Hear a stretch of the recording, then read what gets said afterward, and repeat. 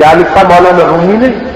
فرماتے تان گرید ابر کے خندق چمن، تان گرید طفل کے جوشد لبن، تان گرید ابر کے خندق چمن، تان گرید طفل کے جوشد لبن، جب تک بادل نہ روئے تو پھول نہیں کھلتے. یہ بارش کو بادلوں کے رونے سے تعبیر دی، استعارہ کیا نا. جب تک بادل نہ روئے پھول نہیں کھلتے، جب تک بچہ نہ روئے دودھ نہیں ملتا. پھر آگے مثال دیتے ہیں تان گرید کودا کے حلوہ فروش، تان گرید کودا کے حلوہ فروش، رحمت حق ہم نمی آیت بجوش. ایک زاہد کا واقعہ سنایا. ایک صوفی صاحب تھے، نیک بھی پڑے بڑے تھے لیکن خوش خوراک بھی بڑے تھے، عبادت بھی بڑی کرتے تھے، کھاتے بھی خوب. کبھی بٹیرے بھونے جا رہے ہیں، کبھی تیتر لائے جا رہے ہیں، کبھی کوئی مرغ کے گلے سے چھری پھر رہی ہے، کبھی بکرا تڑپ رہا ہے، کبھی کوئی سویٹ ڈش آ رہی ہے، حلوہ منگوایا جا رہا ہے، ڈوڈھا کھایا جا رہا ہے. عجب. لوگ کہتے تھے حضرت اتنا کھاتے ہیں آپ، اللہ والے تو اتنے پیٹو نہیں ہوتے. یہ کیا ہے دسترخوان ہر وقت بھرا رہتا ہے چیزوں سے. تعویل سنیے. فرماتے تھے جنت میں بہت ساری نعمتیں ملنے والی ہیں نا، ابھی سے مشق کر رہا ہوں کھانے کی. اگر ہضم کرنے کی صلاحیت نہ ہوئی تو وہ نعمتیں کیسے ہضم ہوں گی؟ ابھی سے ایکسرسائز کر رہا ہوں، ریہرسل کر رہا ہوں.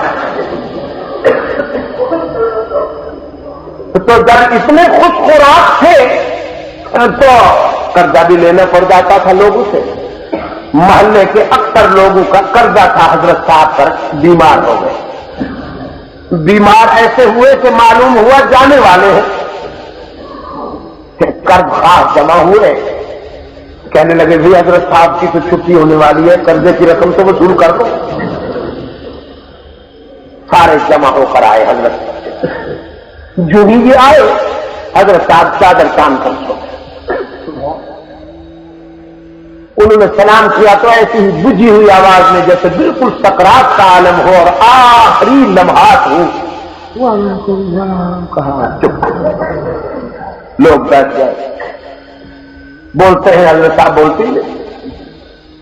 لوگ ایک دوسرے کے ساتھ باتوں باتوں میں کہنے لگے قرضے کی رقم بہت ضروری ہے، بہرحال قرضہ واجب الادا ہوتا ہے.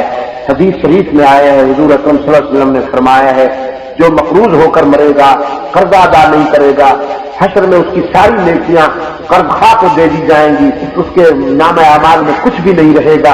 حضرت صاحب سے کوئی اثر نہیں ان باتوں کا، چپ کر کے سن رہے ہیں، ہضم کر رہے ہیں. اتنے میں محلے میں ایک بچہ حلوہ بیچا کرتا تھا. ہاں جی، خوشاب کا گھوڑا اس پہ رکھ کے نا ٹرے پہ رکھ کے بیچا کرتا تھا. حلوے والا آ گیا، حلوہ لے لو. حضرت صاحب نے اچانک چادر ہٹائی چہرے سے، فرمانے لگے اس کو بلا لو. حلوے کا نام سنتے ہی ہوش میں آ گئے. وہ جو قرض خواہ تھے بڑے حیران ہوئے کہ اب تک تو حضرت کو سکرات کا عالم تھا، یہ حلوے کا نام سنتے ہی جوانی آ گئی، آواز میں شباب آ گیا. لڑکے کو بلا لیا گیا. حضرت صاحب نے پوچھا کتنا حلوہ ہے تمہارے پاس؟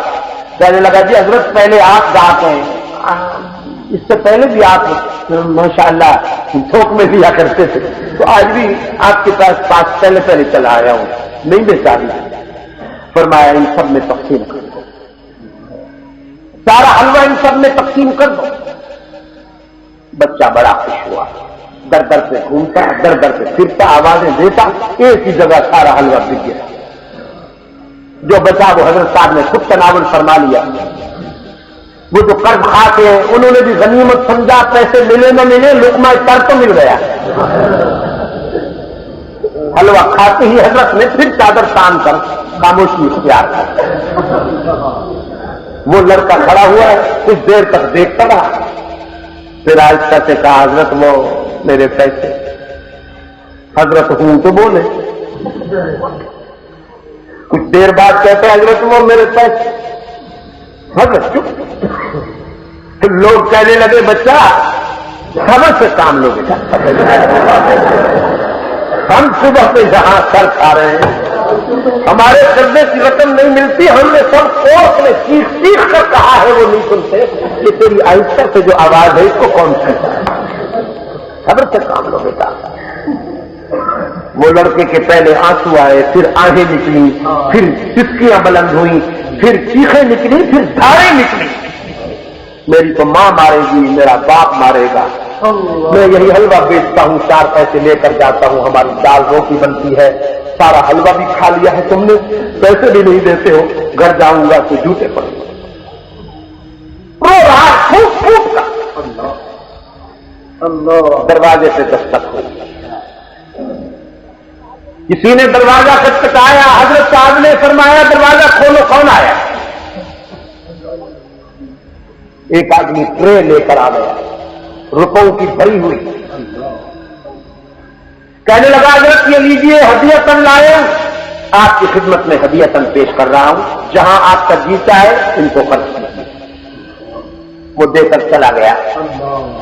حضرت نے قرض خواہوں کا قرضہ ادا کیا, حلوے والے لڑکے کو اس کی رقم دی, جو بچے کچھ وہ جیب میں ڈال دیے. لوگ کہنے لگے یہ بٹن جو آپ نے دبایا ہے اور اس کو منگوا لیا ہے, یہی بٹن پہلے دبا لیتے, ہمیں بھی ستایا, اس لڑکے کو بھی تڑپایا, اس کو پہلے بلا لیتے. فرمایا بٹن نہیں دبایا. اصل بات یہ ہے کہ جب تم آئے ہو میرے پاس قرضہ لینے کے لیے تو میری جیب میں تو تھا کچھ نہیں, میری جیب میں تو تھا کچھ نہیں. اب مانگنا تھا اللہ سے. اللہ سے مانگنے کا طریقہ نہ مجھے آتا ہے. میں نے تم کو دیکھا کہ تم میں کوئی رونے والا ہے, آنسو بہانے والا ہے. تمہارے چہروں کو دیکھا تو تم تو ایک سے ایک بڑھ کر قرآن نظر آئے, رونے والا تو کوئی تھا نہیں. تو پھر یہ لڑکا آ گیا, میں نے ترکیب سوچی اس سے حلوہ کھا لو, یہ روئے گا چیخے گا تو اللہ کی رحمت جوش میں آئے گی. اس کے رونے کی وجہ سے اللہ نے کرم کیا ہے اور اس نے ہماری مدد کی ہے. میری مشکل بھی حل ہو گئی ہے, تمہاری مشکل بھی حل ہو گئی. فرمایا تم کو شکوا ہے ہمارا مدعا ملتا نہیں, تم کو شکوا ہے ہمارا مدعا ملتا نہیں, دینے والے کا گلا یہ ہے گدا ملتا نہیں. آنسو بہا کر تو دیکھیے, اس کی جلالت کی قسم تیرے آنسو خشک نہیں ہونے پائیں گے کہ وہ دامن پہلے بھر دے گا. بغیر کچھ لیے سب کچھ دینے والا کون؟ اللہ ہی. بغیر کچھ لیے سب کچھ دینے والا کون؟ ذرا جم کے, ذرا ایمان کی جلالت سے, ذرا ضمیر کی قوت سے ہی پہ ضرب لگاؤ تاکہ بھی کے بیماروں کو اللہ شفائے کاملہ عطا فرمائے. بغیر کچھ لیے سب کچھ دینے والا کون؟ اور ضرب لگاؤ ہی پر. دائیں بائیں دیکھ کر, دائیں بائیں دیکھ کر کوئی بھی کا بیمار چپ بیٹھا ہو یا حیران بیٹھا ہو تو اس سے بھی کہلواؤ, اس کے کان میں کہو بغیر کچھ لیے سب کچھ دینے والا کون؟ ہی پہ ضرب لگنی چاہیے. بغیر کچھ لیے سب کچھ دینے والا کون؟ پاکستان والوں کو چلی تمہارے ایمان کی دنیا میں کیوں ٹھنڈک آ گئی؟ علاقہ ہے مدن پورہ, بمبئی سینٹر کے قریب. وہ قلب ہے, ہارٹ ہے بمبئی کا. بیچ میں اس کے ایک پارک ہے, اس میں عظیم الشان جلسہ تھا. اور رات کے 1:30 بجے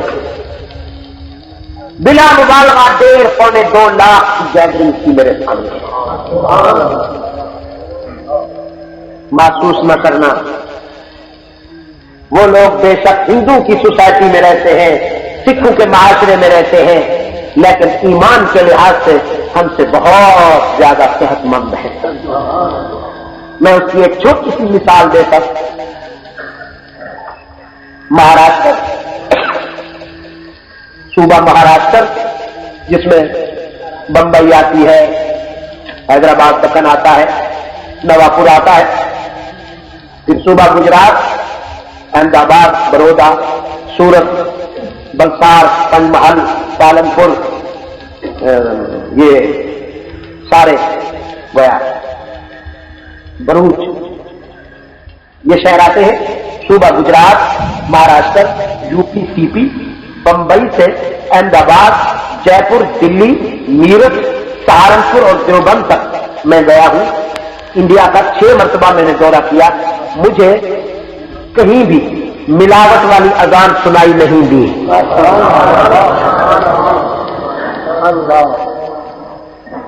اللہ کے گھر میں بیٹھا ہوں، میں نے ملاوٹ والی اذان نہیں سنی. یہاں کوئی اذان کے اندر میں اپنی مرضی کا جملہ ملا رہا ہے، کوئی پہلے ملا رہا ہے. آزاد ہو گئے ہو، بالکل آزاد ہی ہو گئے ہو، تمہیں پوچھنے والا کون ہے؟ کوئی کرنے میں ملاوٹ کر رہا ہے، کوئی درود و سلام اپنی مرضی کا کھڑے ہوئے ہیں. بلا مبالغہ 1.5-2 لاکھ کا مجمع تھا. اور جب ہی کی ضرب لگائی ان لوگوں نے دل کی گہرائیوں سے، فضائیں لرز رہی تھیں. ایسے معلوم ہو رہا تھا کہ یہ ہی کی ضرب عرش بری کو چھو رہی ہے. تو قرب و جوار کی بلڈنگوں سے ہندو سر نکال کر یوں دیکھنے لگے کہ یہ کیا ہو رہا. میں نے انہیں اشارہ کیا، سو جاؤ، کچھ نہیں ہو رہا. تم چیختے رہتے ہو نا پاکستان ایٹم بم بنا رہا ہے. سائنس اور ٹیکنالوجی کا ایٹم بم تو ہم جانتے نہیں. ہمارا ایٹم بم، ہماری بگ انرجی یہی ہے جس نے بدر سے لے کر شاملی تک حق و صداقت کی روایات قائم کی ہے. اور آئندہ بھی انشاءاللہ اسی ایٹم بم سے ہم شرک و بدعت کے بت اٹھائیں گے اور توحید کا پرچم لہرائیں گے. بغیر کچھ لیے سب کچھ دینے والا کون؟ ہی پہ سرب لگے گا، ہی پہ ذرا سرب لگے. بغیر کچھ لیے سب کچھ دینے والا کون؟ دانا دیے بغیر خطا کاروں کو معاف کر دینے والا کون؟ انسانی جبین کی عاجزیوں کے لیے سچا مسجود کون؟ معبود کون؟ ہر جگہ موجود کون؟ کار ساز و دستگیر کون؟ حاجت روا و مشکل کشا کون؟ حسین رحمت عالم صلی اللہ علیہ وسلم کے ہاتھ پہ ہاتھ رکھ لیا، اسلام قبول کر لیا واسی نے. سرکار دو عالم صلی اللہ علیہ وسلم نے واسی کو سینے سے لگا کر فرمایا، تجھے مبارک دیتا ہوں، آج تیری جہنم جنت سے بدل گئی، آج تیری بربادی آبادی سے بدل گئی. لیکن بس ایک مہربانی کیا کر واسی، ایک مہربانی کیا کر، ذرا میرے سامنے کم آیا کر، میرے سامنے کم آیا کر. اس لیے کہ جب تجھے دیکھتا ہوں مجھے احد کے غزوہ میں اپنے چچا کی لاش کے بکھرے ہوئے ٹکڑے یاد آ جاتے ہیں.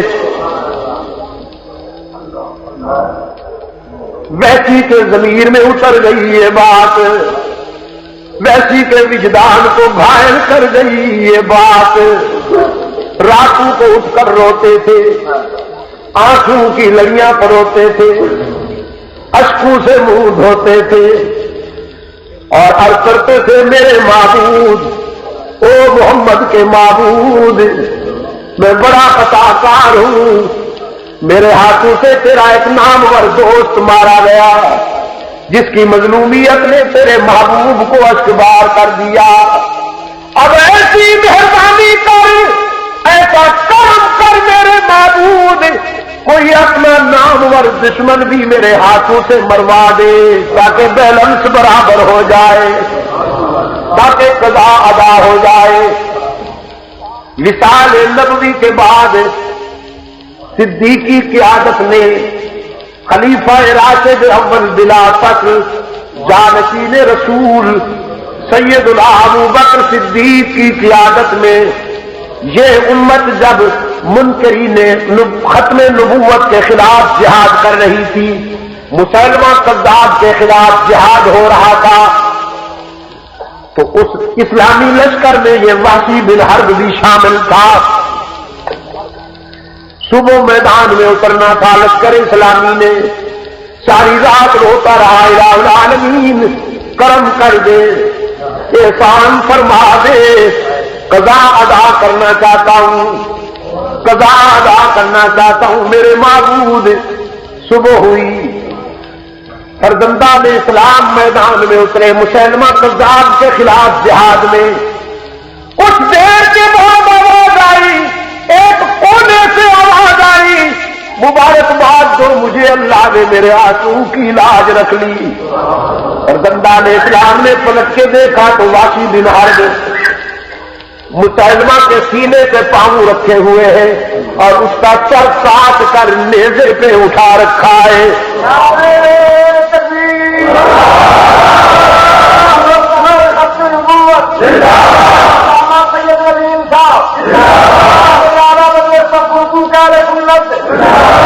نیزے پہ مسلمہ کذاب کا سر بھی اٹھا رکھا ہے، اس دجال کا، مرتد کا، جس نے رحمت عالم صلی اللہ علیہ وسلم کے بعد دعوی نبوت کیا تھا، سر بھی اٹھا رکھا ہے، ہونٹوں پہ مسکراہٹ ہے اور آنکھوں سے آنسو ہے۔ کہتا ہے لوگوں آج میں بڑا خوش نصیب ہوں، میں نے حمزہ کو قتل کیا تھا، رسول اشک بہار ہوئے، آج رحمت عالم کے بعد نبوت کا دعویٰ کرنے والے کا سر کاٹ کر جا رہا ہوں۔ اب مجھے یقین ہے کہ حشر میں مسکرا کے حضور مجھے سینے سے لگائیں گے۔ میں ایک بات کہا کرتا ہوں عالمی سطح پر، وقت بیس پر میں ایک جملہ کہا کرتا ہوں خوشاب کے عزیز نوجوانوں کہ اسلام دین بشارت ہے، اسلام انسان کو مایوس نہیں ہونے دیتا، خودکشی نہیں کرنے دیتا، دنیا کا کوئی نظریہ انسان کو اتنی امید نہیں دلاتا جتنی اسلام انسان کو امید دلاتا۔